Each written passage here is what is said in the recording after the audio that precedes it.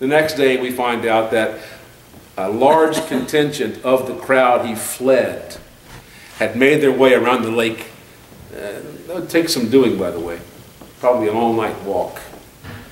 And they were at work, thinking like he was afraid they were thinking.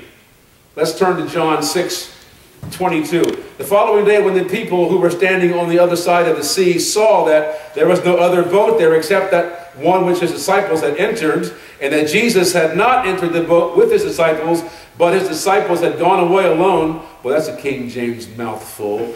However, other boats came from Tiberias, near the place where they ate bread after the Lord had given thanks. When the people therefore saw that Jesus was not there, nor his disciples, they also got into boats and came to Capernaum, seeking Jesus. When they found him on the other side of the sea, they said to him, Rabbi, when did you come here? And if I'd have been Jesus, I'd have said, just a minute ago.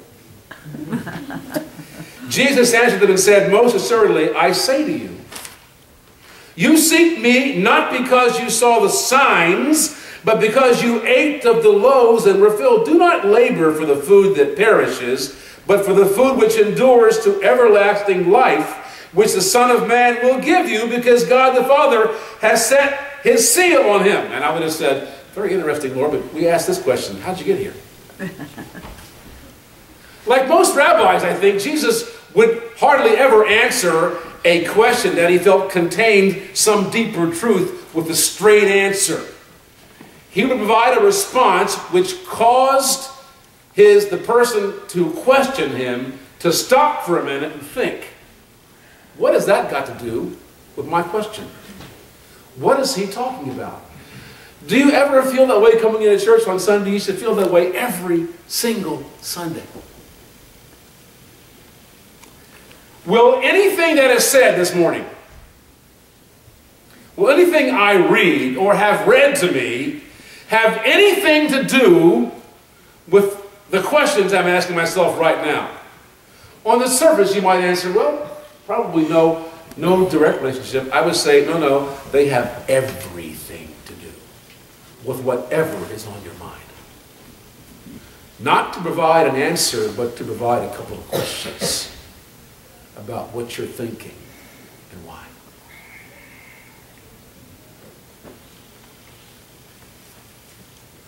So his rebuke about, I know why you're here. Your bellies are full. You like that. And I want to teach you something about food while you're here that has nothing to do with the bread you ate this afternoon or with the manna your forefathers ate in the desert. Verse 28, okay, they said, we'll bite. What shall we do that we may work the will of God or do the work of God? Jesus answered and said to them, this is the work of God, that you believe in him whom he sent. That would be me.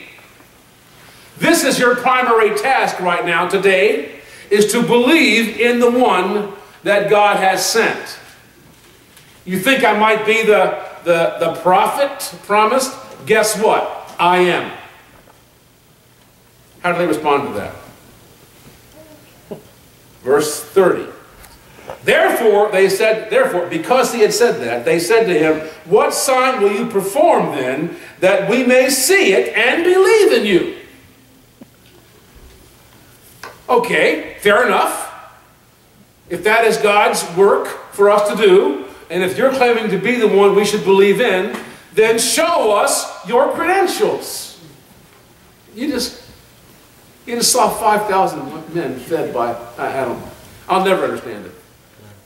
Show us your credentials. And then Jesus said this, or they said, our fathers ate the manna in the desert, as it is written, he gave them bread from heaven to eat. Maybe they're saying, could you do it again? Maybe if you could provide us supper again. I'm not trying to be cute, church, I mean this. If you could do another food miracle, maybe that would be the authenticating sign that we poor people of a weak faith can handle.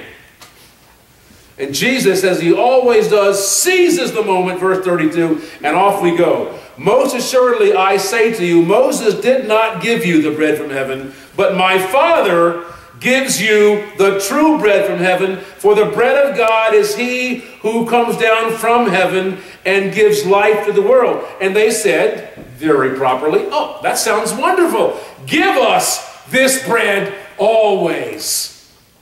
And Jesus said to them, I am the bread of life.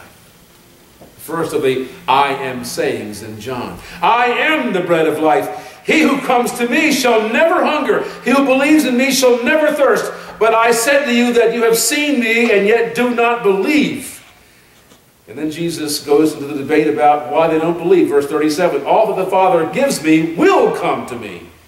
And the one who comes to me, I will by no means cast out. For I have come down from heaven not to do my own will, but the will of him who sent me. And this is the will of the Father who sent me, that of all he has given me, I should lose nothing, but should raise it up at the last day. Calvinists love that passage.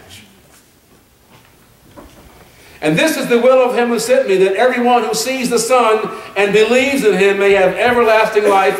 I will raise him up on the last day. Then the Jews complained about him. What does John mean when he talks about the Jews? Wasn't John a Jew? I know some mainline Christians who wrestle with the Gospel of John in entirety. They think it is a little too strange. Jesus says too many outrageous things, and John keeps talking about the Jews. I think, and I don't know this for a fact, I think that John is talking about all those present who were not disciples. And more pointedly, all of those who are connected in some way to the temple. Because they began to murmur, it says here. The Jews complained about him because he said, I am the bread which came down from heaven. Now they weren't complaining about the bread part, they were complaining about the heaven part. And they said, is this not Jesus, the son of Joseph, whose father and mother we know? How is it then that he says, I have come down from heaven? We knew this kid as a boy. What does he mean he came down from heaven?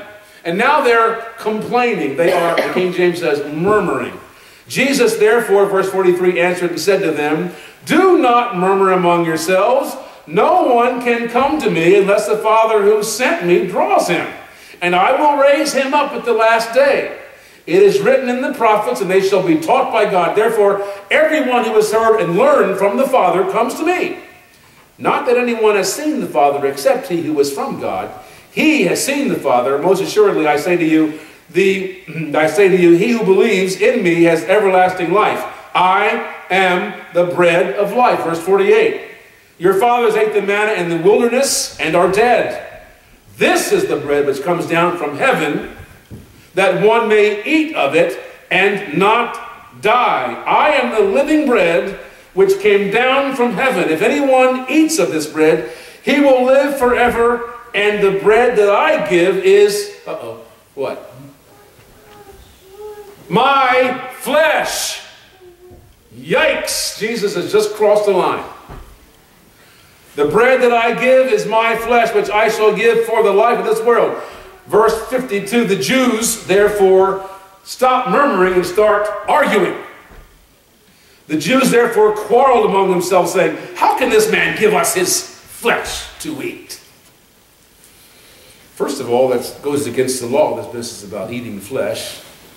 And particularly later by drinking blood, Jesus goes even further. Then Jesus said to them, most assuredly I say to you, unless you eat the flesh of the Son of Man and drink his blood. I can hear people howling in agony right now. Probably rending their garments as he said this. I mean, this was absolutely forbidden in the law. All the food must be properly bled. You don't dare eat blood. Blood is the source of life, the law says. Therefore, it must not be consumed. Jesus says, most assuredly I say to you, unless you eat the flesh of the Son of Man and drink his blood, you have no life in you. Whoever eats my flesh and drinks my blood has eternal life. I will raise him up at the last day. For my flesh is food indeed, and my blood is drink indeed. He who eats my flesh and drinks my blood abides in me, and I in him.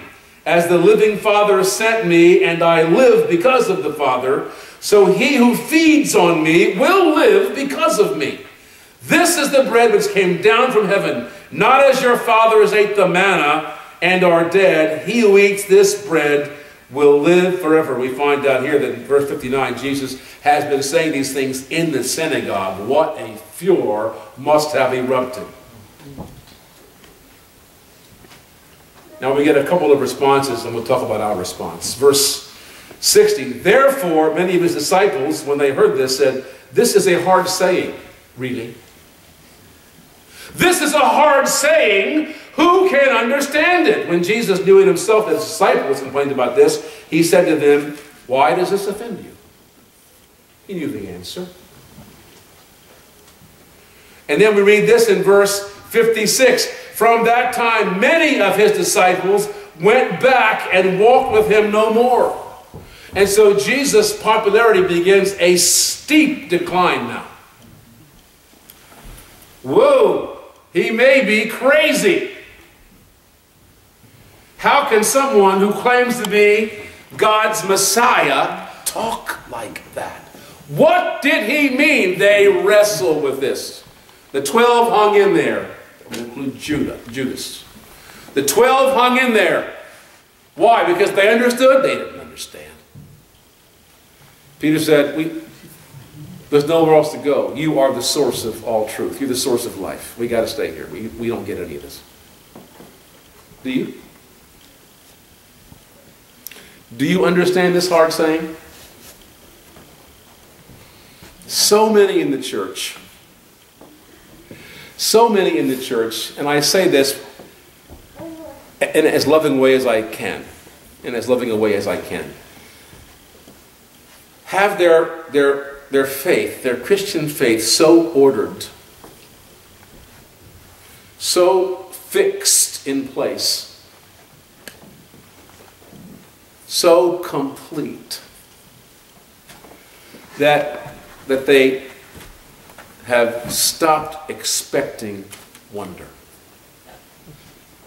They attempt to strip away all the mystery, every scrap of wonder, from things like this, which are not meant to be settled in our minds, but are meant to be wrestled with and churned over and chewed up again and again and again without swallowing.